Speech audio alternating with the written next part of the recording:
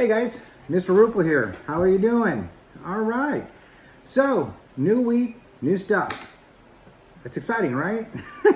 All right. So, this week we are going to be reading a story it's actually called Ladybird. But as you can see by the picture, that's a ladybug, right? It was really interesting. As I was going through the stories, trying to pick one out because I'm trying to get a story that will fit for all 3 EP classes, and I'm reading through these stories, and I was reading about the ladybugs, and it really caught my attention because I've been going up to the nursery a lot, and they're selling ladybugs up there, and I was talking to the guy up there about it, and then when I saw this story and I read about the ladybugs, I learned so much that I didn't even know.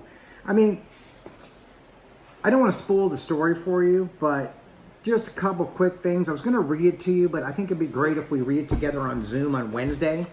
That's why when I email all this stuff out to your parents, and the stuff for you guys that are getting it through the mail is already in the mail. So you guys should receive that hopefully tomorrow or by Wednesday. So that way we can read the story together and we can talk about it because they're really interesting little bugs.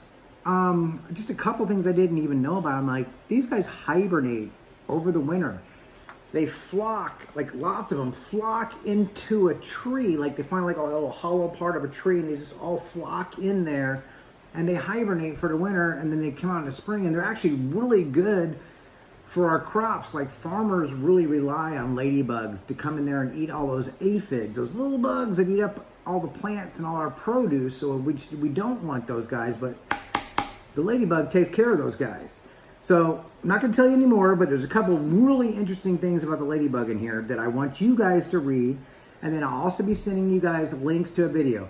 Now, I did have a couple parents that had problems with the links, and I understand that because they have work computers that are a little bit more secure. So when I send the links out, I will also send where you can Google to find those links. And like I say, generally I get everything from PBS Learning Media and National Geographic and History Channel. They have so much stuff on there, and like I say, it's all suitable for children, so it makes it even perfect. You don't have to worry about anything inappropriate being on those videos. All right, let's get up to a couple things we got going. So, the story that's going to be coming out to you, okay, that I'd like you guys to read, and you guys know what to do. What do we do with our story when we get it? We read the story, and I want you guys reading it 5 times for fluency.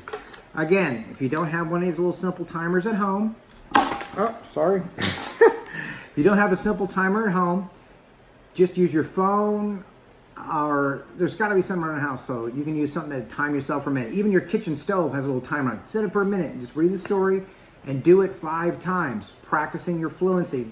And the goal is just like we do in class, go a little bit further each time, okay? Secondly, our good old vocabulary today sheets, okay? So I've got your word up here, and for EP1, EP2, I do have it scooped for you, and more to come on that later about rewards. You'll be guys getting a separate email. I'm going to go ahead and show you the definitions up here on the board that you guys can watch and you can write down yourselves, and then we can talk about it more on Wednesday, okay? So let's go to that first. I got both words, environment and secrete. So if you look up here on our board, I'm hoping you guys can see this. If zoom it in. So environment means the surroundings in which a person, animal, or plant lives. So that's just saying, it's when you think about yourself, where do you live? If you live in a house, apartment, condo, whatever, your surroundings is where you live. I mean, what's right outside? I live out there, I'm looking outside, I can see my neighborhood. That's my surroundings, that's where I live. Plants and animals, I've got plants in my garden. They live in a different place. That's their environment out in my garden, and I made their environment for them. That's where they live. So that's our first one, environment. I gave you guys the syllables. There's 4 syllables. Environment, okay? I want you guys to tell me what part of speech, okay? That's your job to find out, okay? Second word for our story is secrete. Okay, secrete means to produce and discharge something. Generally, it's focusing around animal and plant life. Things they may secrete either to help other things or protect themselves. And we'll learn more about what the ladybugs secrete things to protect themselves, okay? So secrete, again, produce and discharge, okay? Secrete, 2 syllables, secrete, okay? 2 syllables. So let's go with both of those words again. I'm going to leave it up here just for a second for you guys to copy it down. Environment, the surroundings in which a person, animal, or plant live. Surroundings in which a person, animal, or plant live. Our second vocabulary word is secrete.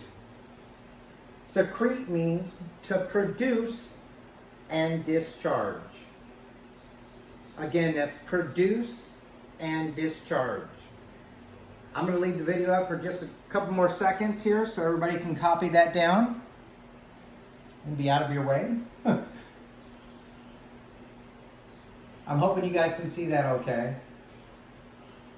If not, I'll find out from you guys and I'll make adjustments accordingly. Okay, guys. Moving forward, as far as ELA, you also get your daily language review. We're on week 29, guys. So you got days 1, 2, 3, and 4. 2 pages, okay? So you should be watching this video on a Tuesday. So what I would like you to do, and you should have your materials, those of you that are getting an email will have it today, by mail tomorrow or Wednesday at the latest, hopefully. Then you guys can go ahead and get those and start working on some materials that we can discuss in our Zoom time on Wednesday and Friday. That was the plan going forward. And again, those of you that I mailed stuff to, I sent you 3 weeks worth of stuff. So we won't have to worry about this for the next coming weeks. You'll have everything. Those of you that I'm emailing things to, be very simple and easy. Scan it, email it to you guys, and we'll be all set to go.